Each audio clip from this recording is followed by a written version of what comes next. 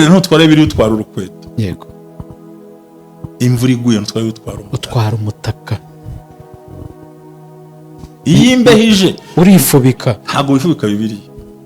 Ikote. Ijambo ry'Imana tumara mbeho mu mwuka. Ngo yarazaga nkavutwa nkayifata nkayicakira nkayikubita ngakura umwana w'intama mu kanwa. Umushahara, akazi, urugo, amafaranga n'ubushobozi ni ukubikura mu kanwa ka dayimoni. Ubidubu ryacu ni Satani. Yego. Ni ukuyasamara tugashikozamo ibyacu. Gusa ntitubyambukane. Biragira imbaraga muri bo. Ntabwo hari ibintu Imana ubundi duha, ni ibintu utabasha kubona n'ubwenge bwawe. Ni imbaraga zo kubaho no kurindwa mu buzima. Ariko ibindi si ibyo uburozi bw'ubutamikano wahabwa n'umuntu uwo ari we wese ugapfa. Ariko gutega, gushika, gutongera bijyana na karande. Aba ari byo bita iby'abantu bakuzi, bazi n'uriwe, bazi n'inyenyeri yawe, bazi n'inkomoko yawe. Anyumvise? Nabyumvise. Uburozi bw'ubutamikano ntawe utabuguha ugapfa. Ariko abandi bashika bashingira ku mafaranga yawe, bagashingira ku byo ukora, bagashingira ku byo uvuga, bagashingira ku kintu cyose. Bakoresha iki? Bakoresha icyo cyane wabo.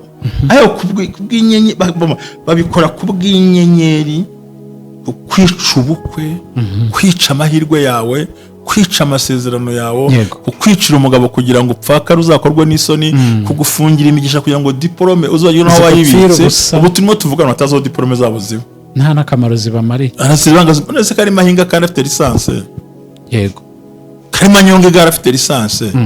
Urumva zabitekereza ryari? Urumva se impanuka ziteye ubwoba kugira ngo abantu bapfe. Mbega abantu bari mu mabaro. Ibi nta bantu babyambukana mu izina rya Yesu. Ngiyi intego ya Satani gukoresha abagenti be. Yego.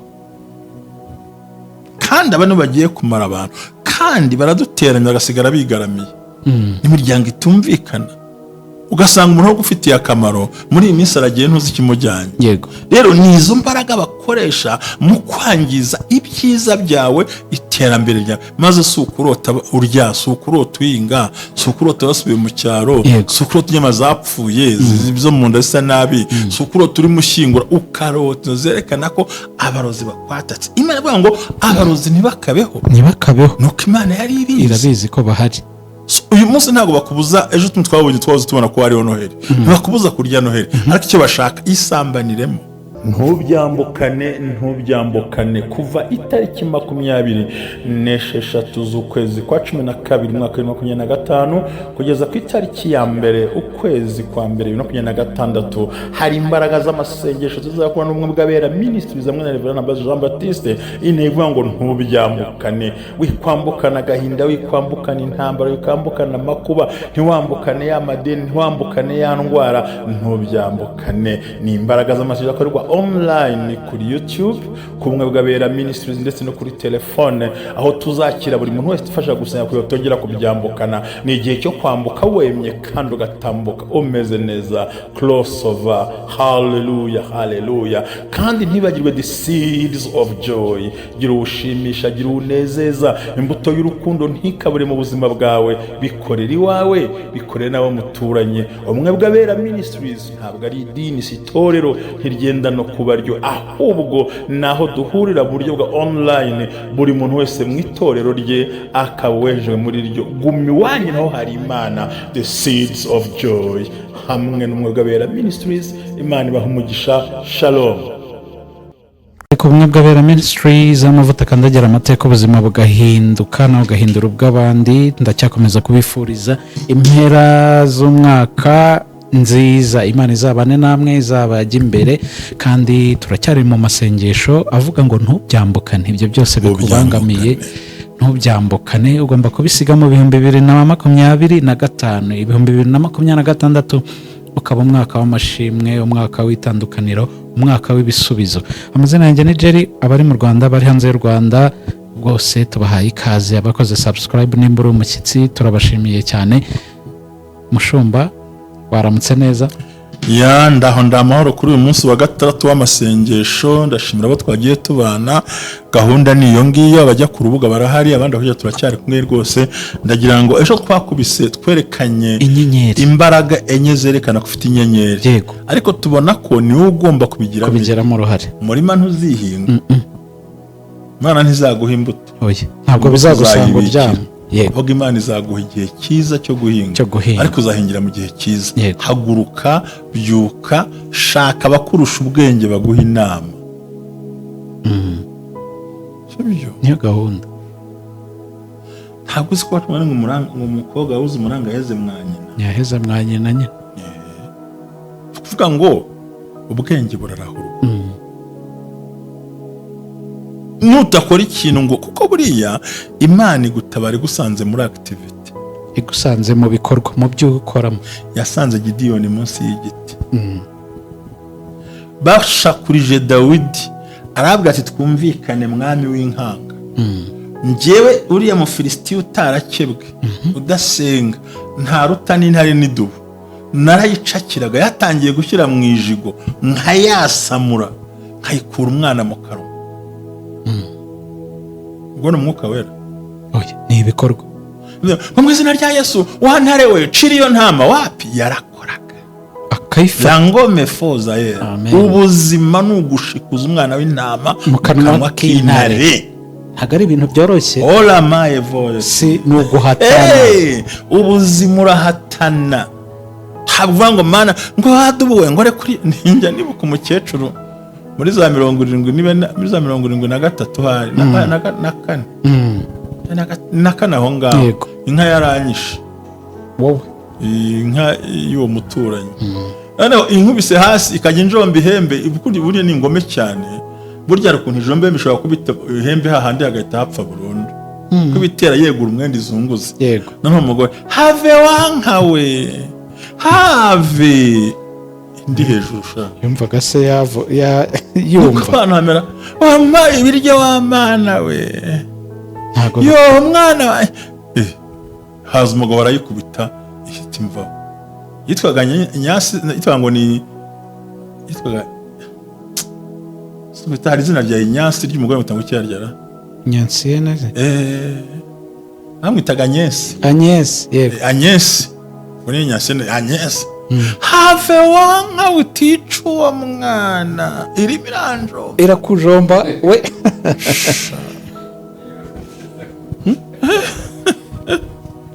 Munani kamera Mana ntubona ko shonje, ntubona ko naburaye, yo kiti kinganza marumbo. Mana baravuze mwana w'umukiranutsi ngo ndarinze saza ariko ntarasabiriza ibyo kurya ngasonze. Wewe urabisabiriza wongera ubisabiriza. Arasanga wumve. Haguruka, shikuza ubuzima mu kanwa k'intare. Niko gahunda zimeze. Shikuza. Shobora kumbona ndahamvuga ko ngo asaza nikiwe, we byo nkora ndabizi, je ndabizi dubu yandiriye ibintu. Mu rugamba ntibajyana ibiriye, bajyana imbunda. Yego. Ahanyerere ntutware ibiri utwara urukweto. Yego. Imvura iguye ntutware utwara umutaka. Iyi mbehije urifubika, ntabwo wifubika bibiri. Ikote ijambo ry'Imana tumara mbere mu mwuka ngo yarazaga nkavutuka nkayifata nkayicakira nkayikubita ngakura umwana w'intama mu kanwa. Umushahara, akazi, urugo, amafaranga n'ubushobozi ni ukubikura mu kanwa ka dayimoni. Ubidubu ryacu ni Satani. Yego, ni ukuyasamara tugashikozamo ibyacu busasa ntitubyambukane.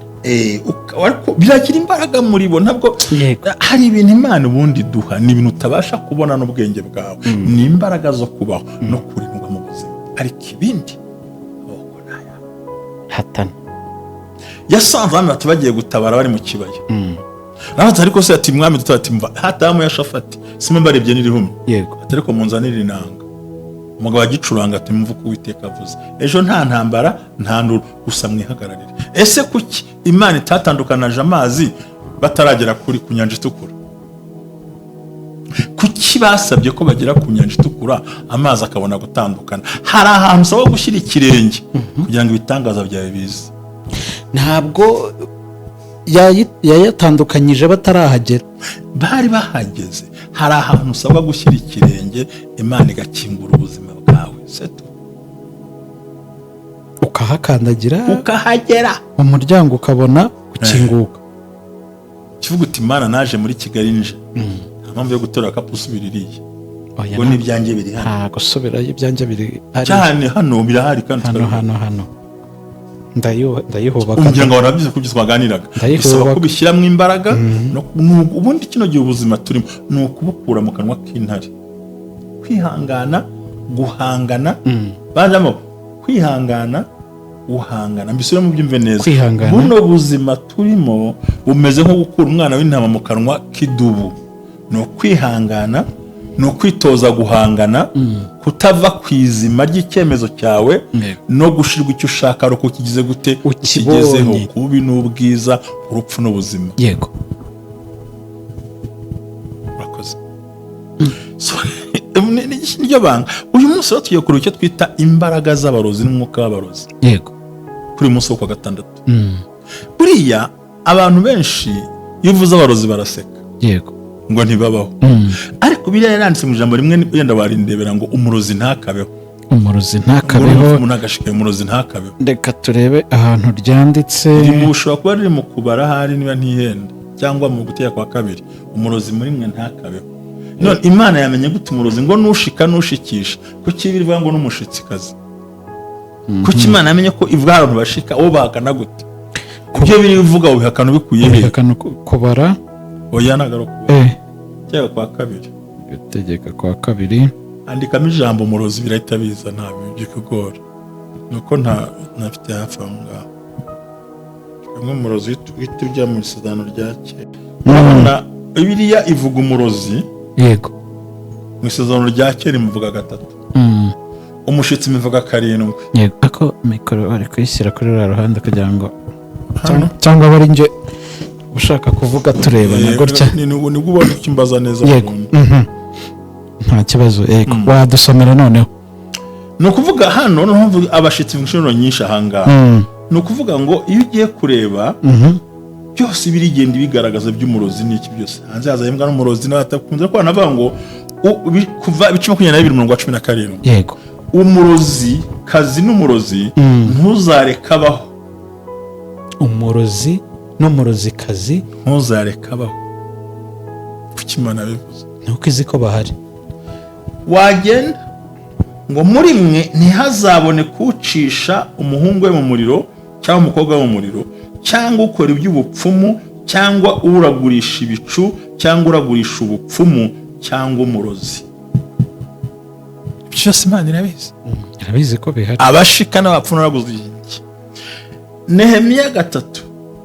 Ibyo byose byatewe n'ubusambanyi bukabije bwa maraya wakundwaga, umurozikazi w'umuhanga ugura amoko ubusambanyi bwe akagurisha imiryango uburozi bwe. Bibiliya irabyerekanye ko umurozi ahari. So rero umurozi ni iki? Twemeye ko Imana ibivuze.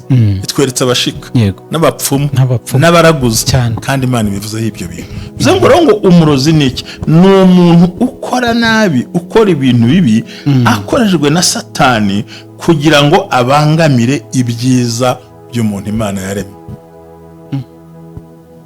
Abangamira ubuzima bwawe, abangamira icyerekezo cyawe, abangamira amahirwe yawe, abangamire ibyo ushaka kugeraho byose.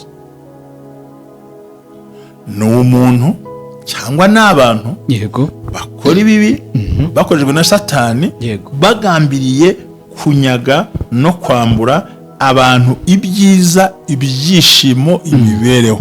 Upfaka rubabare, upfusha ubabare, ubenshi usigare wenyine. Muri make duhore mu buzima bw'imibabaro, ko nta na rimwe Satani azifuza kugira ubuzima bwiza. Ntago bibaho. Niyo mpamvu utagomba kwambukaniza imbaraga. Byose bigomba gusigara hano. Abashika bapfumura baguze ikirere bakaza bakabangamira ubuzima bwawe. Nivuga ngo usibye rero uburozi gusa, ijambo babyumve. Yego. Usibye uburozi bw'ubutamikano wahabwa n'umuntu wari we wese ugapfa. Ariko gutega gushika, gutongera bijyana na karande, aba ari byo bita iby'abantu bakuzi bazi n'uriwe, bazi n'inyenyeri yawe, bazi n'inkomoko yawe. Nabyumvise. Uburozi bw'ubutamikano ntawe utabuga ugapfa, ariko abandi bashika bashingira ku mafaranga yawe, bagashingira ku byo ukora, bagashingira ku byo uvuga, bagashingira ku kintu cyose. Bakoresha iki? Bakoresha icyo cyene wabo, ayo kubw'inyenyeri, babikora kubw'inyenyeri, kwica ubukwe, kwica amahirwe yawe, kwica amasezerano yawe, kukwicira umugabo kugira ngo upfakare uzakorwe n'isoni, kugufungira imigisha kugira ngo diplome uzajye naho wayibitse. Ubu turimo tuvugana batazo diplome zabo ziba nta nakamaro zibamari, arasibangaza none kari mahinga kandi afite lisanse, yego kari manyonge gara afite lisanse. Urumva zabitekereza ryari? Urumva se impanuka ziteye ubwoba kugira ngo abantu bapfe, mbega abantu bari mu mabaro. Ibi nta bantu babyambukana mu izina rya Yesu. Ngiyi intego ya Satani, gukoresha abagenti be, yego, kandi abantu bagiye kumara abantu, kandi baraduteranya bagasigara bigaramiye, n'imiryango itumvikana, ugasanga umuntu ugufitiye akamaro muri iyi minsi aragiye ntuzi ikimujyanye. Yego, rero ni izo mbaraga bakoresha mu kwangiza ibyiza byawe, iterambere ryawe, maze si ukurota urya, si ukurota uyinga, si ukurota wasubiye mu cyaro, si ukurota inyama zapfuye zo mu nda zisa nabi, si ukurota uri mushyingura, ukarota zerekana ko abarozi bakwatatse. Imana ivuga ngo abarozi ntibakabeho, nuko Imana yari irabizi ko bahari. Uyu munsi ntabwo bakubuza, ejo twabonye twahoze tubona ko hariho Noheli, ntibakubuza kurya Noheli, ariko icyo bashaka yisambaniremo, yisindiremo, bigupfira ubusa, wamburwa ijambo, wamburwa icyerekezo, wamburwa ubuzima, wamburwa ikintu, usigara umeze nk'umusazi, bakubuza amahirwe, ntibazakubuza gusenga, cyane ko no mu rusengero bajemo. Erega urahumiriza agahumiriza, ukavuga mu ndimi akazivuga, ugasoma Bibiliya kugira ngo uzamwizere, ukamusigira umwana akamuvuna imbavu, kagahumekera mu kwaha. Najyaga mbibona abaradamu bajya kuririmba, ukamubwira uti mfasha, kana kagaruka garira, bazongera fasha shaba utwara munsi y'akanwa ntibubice, twara mu nzara nk'iki zara umuntu w'umunkuru, ariko ngo atwara uburozi munsi y'ururimi ntibumwice cyane, abishyakashiye buhambiriye. Nayacyewe ese aho umuntu arabona umuntu wicwa na mine, mine yishyire mu butaka iramwica, kire kwibagiho yayishyize, abazi ukuntu bigenza ntibakabeho. hariho no gutega imyaka myinshi ntubimenye mpaka kugezeho. So rero abangaba icya mbere ni ukwiba inyenyeri, gutwika inyenyeri yawe, kukubuza urugo, ushaka utinze, upfakara, utakaza amahirwe, iterambere, ubuzima, icyerekezo, guhora buri gihe uri kandida w'ibyiza, ariko ntubigereho, basikare mu izina rya Yesu. Agakora ugashyiraho imbaraga, ukitubambukane, ukavuga uti ndashaka kubika amafaranga ejo bundi nzakora iki ngiki, ukanayabika pe, yego, ariko bakarwarira rimwe mu rugo bose, urayabima ngo kwivuza, ntabwo bikunda. Umuyaga ukaza ugatwara igisenge cyose, twabitse twose ugakora, ayo bari kujyana mu mushinga akajya gusakara iki, ni iby'abarozi bashaka ko duhora duhanganye. Nubona banakoresha n'ibihugu byinshi, abantu bamarana amaraso ameneke.